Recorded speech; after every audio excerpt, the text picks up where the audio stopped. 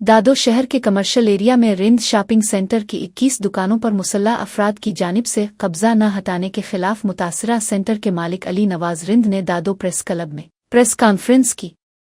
अली नवाज रिंद ने कहा कि दादो शहर की जदा शाह मार्केट में कायम ये सेंटर उनकी मलकियत है। सुप्रीम कोर्ट, हाई कोर्ट और दादो सिविल कोर्ट ने भी मलकियत अली नवाज रिंद के हवाले करने के अहकामात जारी किए हैं, मगर दादो के एसएसपी और एक एमएनए इस अमल को रोक रहे हैं। उन्होंने इल्ज़ाम आयद किया कि अयूब मिला ने जाली दस्तावेज़ात के जरिए उनके मरकज़ पर असलहे के जोर पर कब्जा कर रखा है।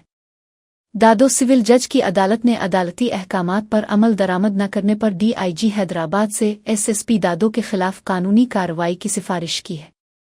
फाजिल जज ने हुक्म इम्तिनाई जारी करते हुए डीआईजी हैदराबाद को हिदायत दी है कि एसएसपी रैंक का अफसर तैनात किया जाए और शॉपिंग सेंटर को 24 दिसंबर तक कब्जे से आज़ाद करके असल मालिक अली नवाज रिंद के हवाले किया जाए।